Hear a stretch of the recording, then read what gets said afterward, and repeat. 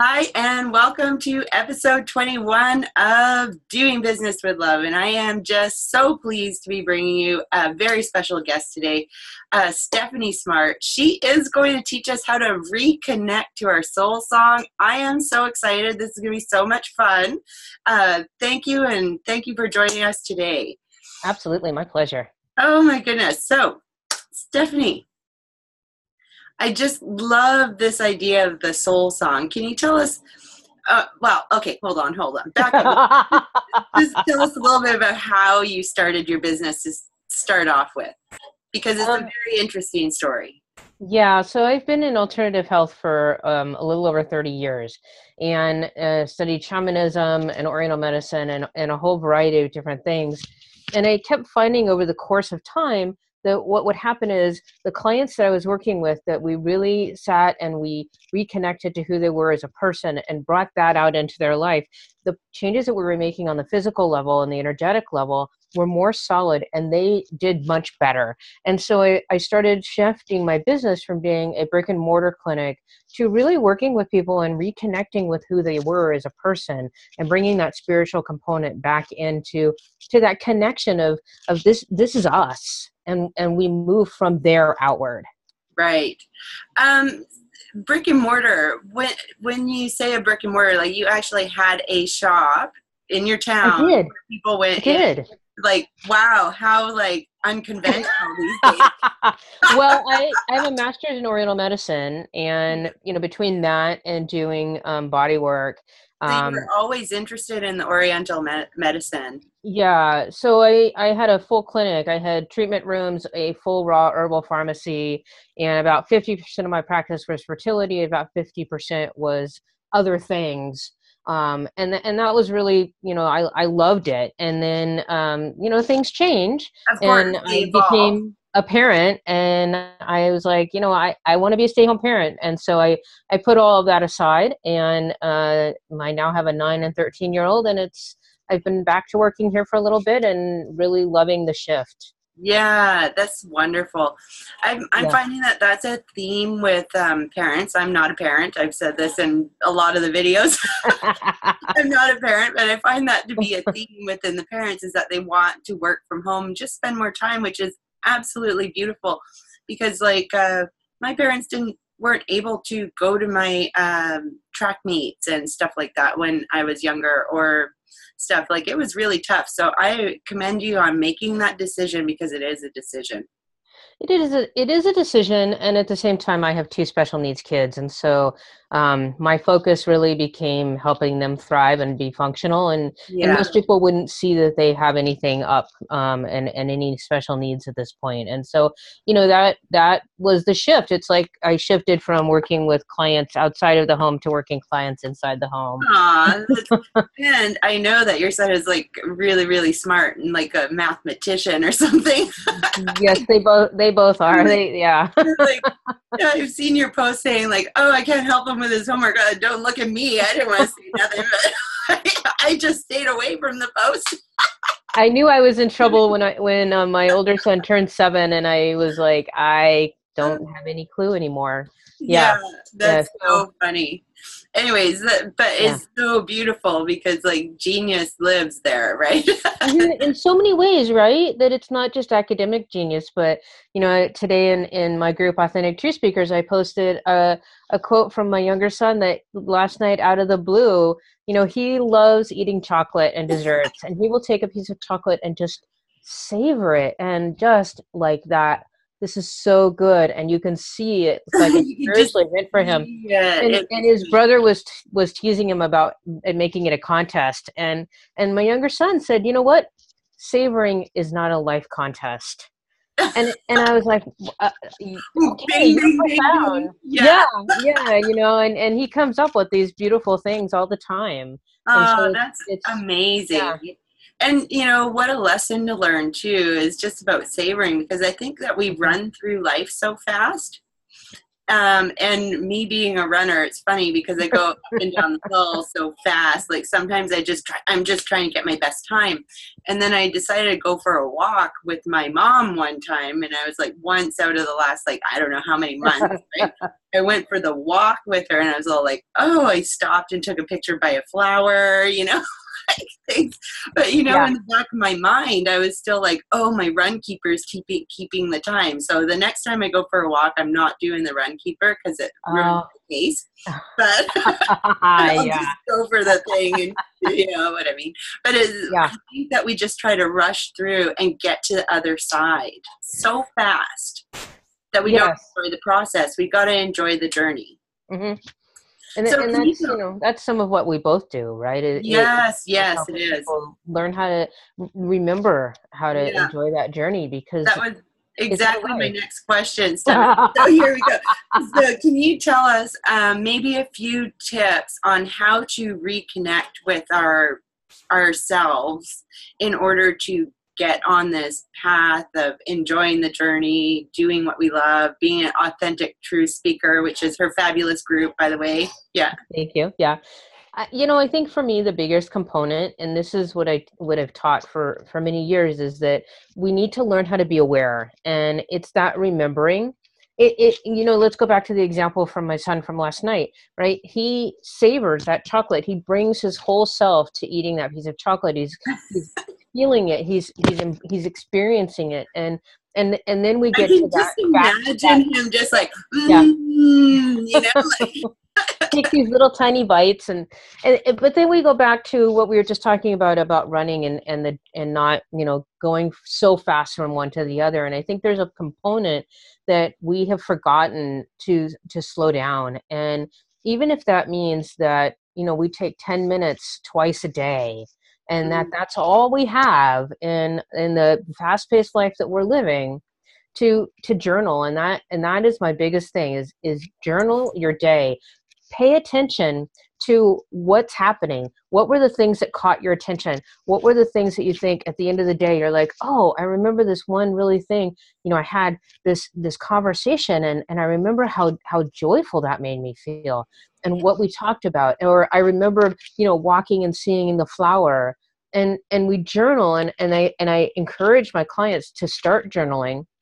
And then over time, a big deal. Like I think a lot of people go, journaling. I've heard about this journaling thing, and they roll their eyes and whatever, and But you know what? When you have really good questions, really good answers pop up. And they do. And another part of particularly entrepreneurship is being able to master your emotions. Mm-hmm. Because mastering your emotions gives you the power, really. And you're not like thrown into a tailspin when somebody is like a hater or something, right? Like you need to be that confident in yourself and notice the other things, like what are your triggers? If somebody's like out on their yacht and they're flaunting their stupid Instagram life, like their fake Instagram, like why does that bother you, right? Like because you're not going to fall for that garbage anyways, right? So like, and these things come up, right? Right. And so as we journal, and I have people go back and look at those, and you look at the patterns, and you find those patterns, and those become your reference points, and those become your times of this one thing I know when I do this, it brings me a lot of joy, and I can bring that up as a memory.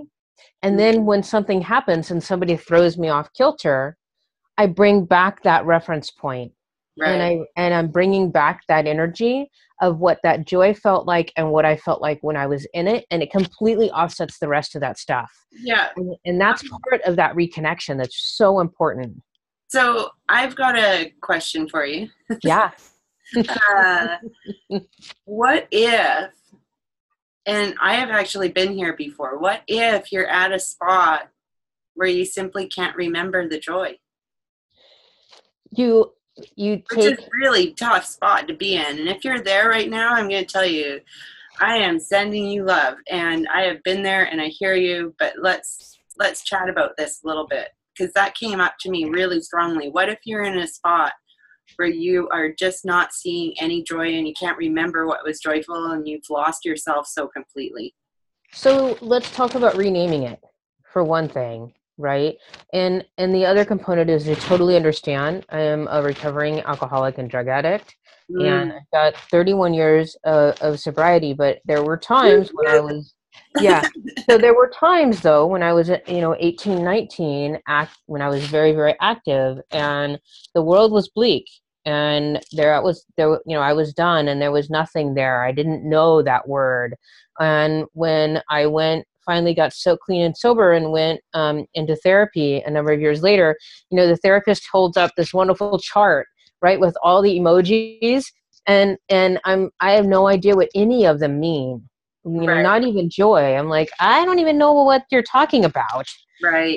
And so it is a learned component, and I journal, and I Mhm. and I went through my days, and I started to identify the things that I felt like I wanted to do again, Right. and I started to identify the things that I didn't want to do. Mm. I started to identify, oh, I did this again and I did that again. Or, oh, I've written about the same experience multiple times.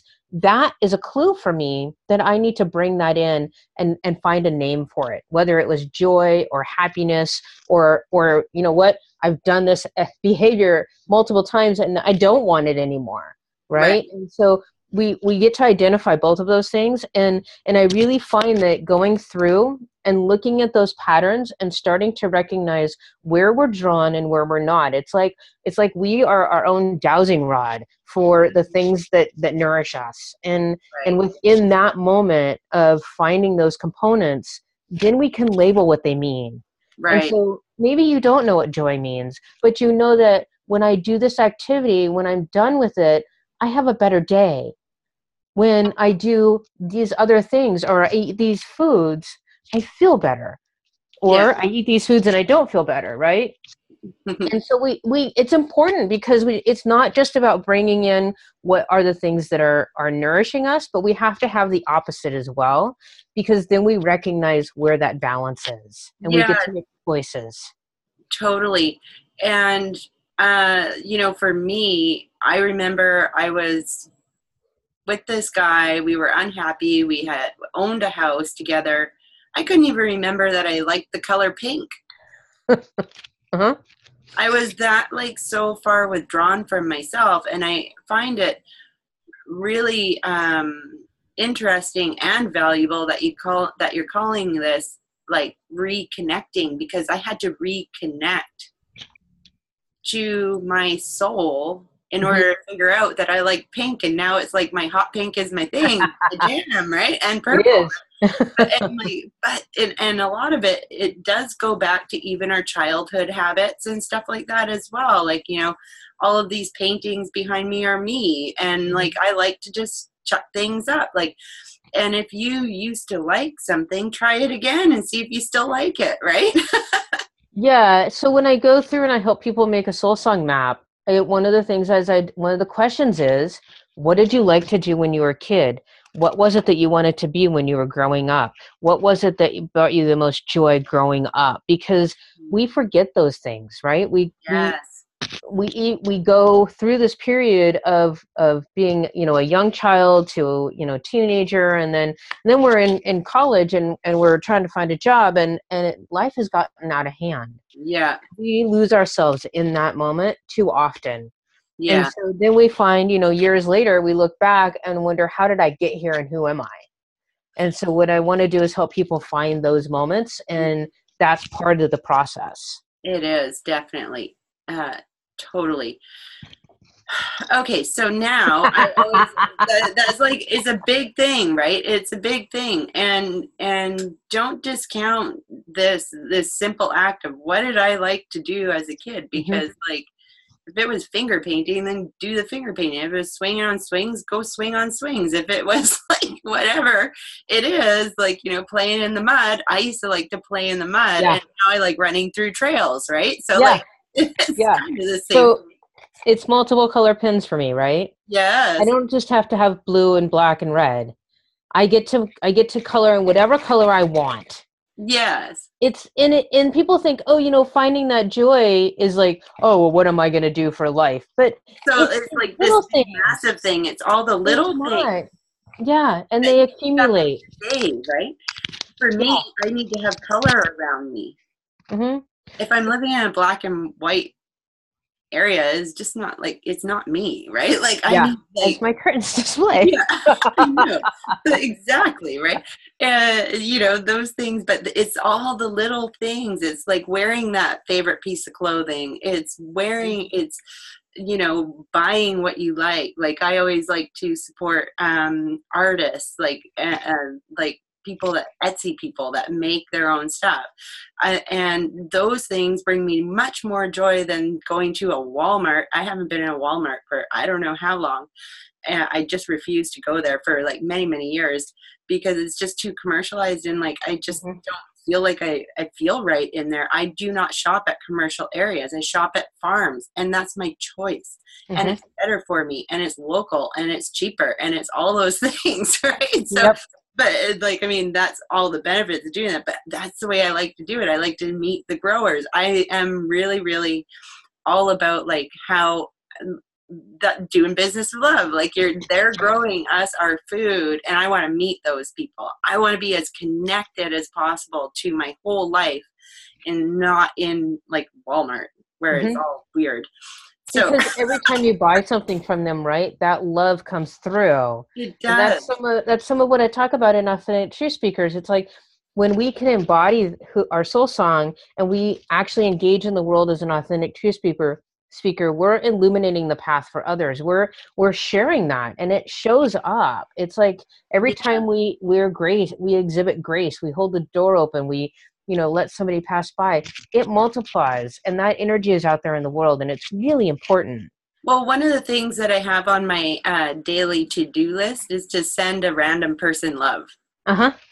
Like I just send somebody love. It can be someone on Facebook. It can be like as I'm running by, somebody walking their dog. It can be like, just one of my friends, one of my family, whatever. I just send some random person love just because. And I actually feel like when we're in maybe a dark spot, the best thing that you can do if you're feeling alone is to be that friend or to reach out to people or whatever, even though you don't feel like it, because that's going to get you the most return, right? So when you show love, you get love, right? So when you give love, you're going to receive love, hopefully.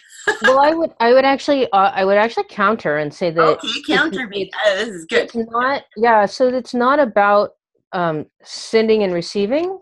That when we go to the place of feeling that love, we send it, we energetically, it's out there, and as soon as we engage with that feeling, then we're already in it.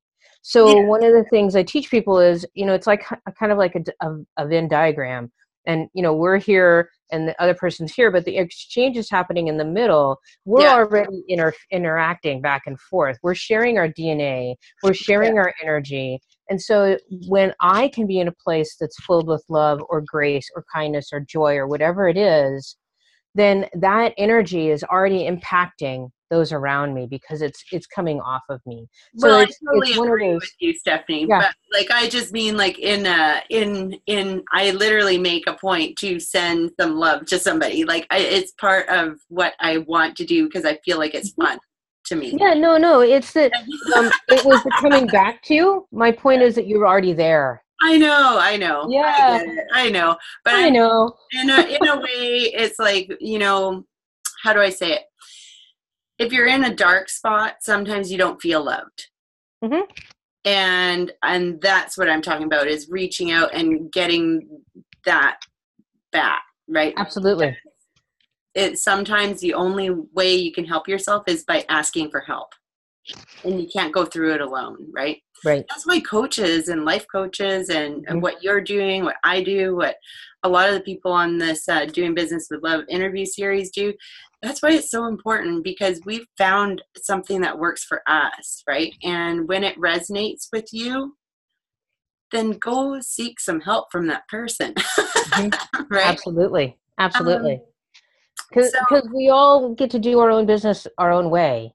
Yes. It's like we can have 10 different life coaches and they're going to have 10 different focuses and they're going to have 10 different ways of doing it. You have to find the one that resonates and works for you, because that's the one that's going to help you make progress towards your goals and your dreams. Yeah. And like, Yeah. yes, yes, yes, yes, yes, yes. So tell me a little bit about how you use intuition in your business. And Stephanie, I don't think I said it at the beginning, but she's a dragon mystic. So I don't know why I didn't mention it. I just went into whatever, but like the dragon mystic is in the house. So let's talk a little bit about talking to the dragons. I do. So I have studied with a variety of different people and through the course of my life, but the core component for me is really looking at um, having a daily relationship with the energies of the universe. And Nice. so having a daily relationship with my guides, having a daily relationship and engaging and always being aware and I teach people to just bring that in. It's not, I'm going to make time to go and meditate. I'm going to make time to go and have a conversation with my guides. It's, you know what, they're with you all the time. They are.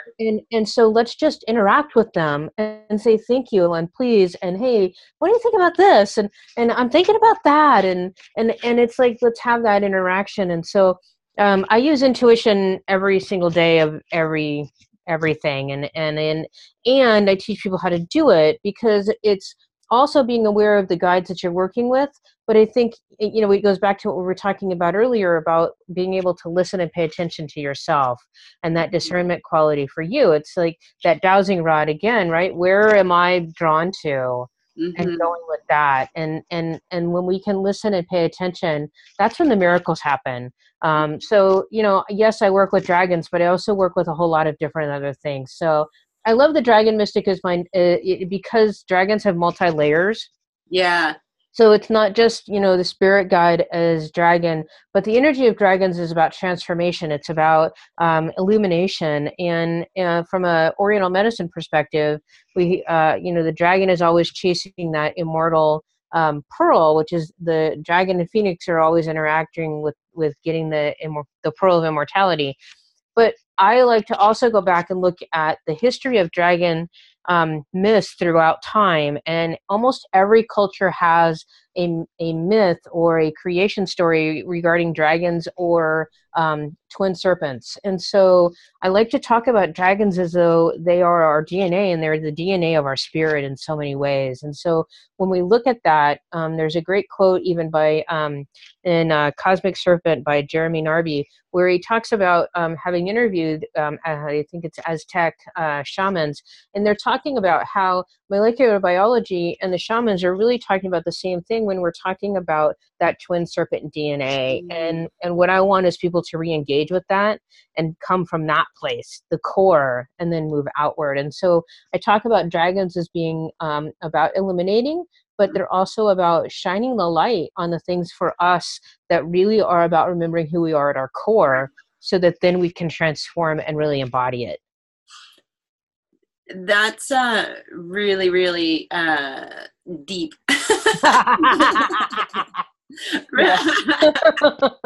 So, deep being going to our core, right? It's all about finding our core again.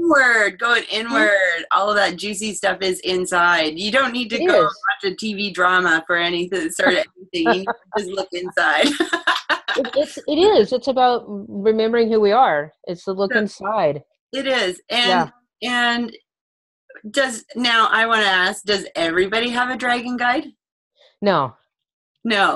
But we all have that internal dragon that goes back to being connected to who we are as a person. Right. So there's two different things, right? There's dragons as spirit guide. Yeah. And then there's that dragon that's the component of who we are that goes back to the creation myths in our DNA. Right. And that all relates to the same thing in so many ways, because they're all about that illumination and that transformation quality. Well, dragons are so mystical, and they can travel to foreign lands, and they can just, they fly, and they're massive, and they're, you know, so, you know, like fairy tale like. Mm-hmm. It's all of like folklore and all of that stuff, and it adds that piece of magic into your life. Yes. I know that I had right? a dragon with me for a little while, and now I don't think it's around anymore, but it was with me for a little while about 6 months ago. I would offer to you that it is still there and it's always waiting for you to talk. Oh, okay then. So you just have to reach out. Say hello. Yeah, I'll say hello again to my dragon. So there you go. Oh, that's so fun. Anyways, okay. So, okay, now let's just wrap this up. We're about to wrap this up now. Any tips or advice that you can give our budding entrepreneurs or entrepreneurs to align with their mission, perhaps?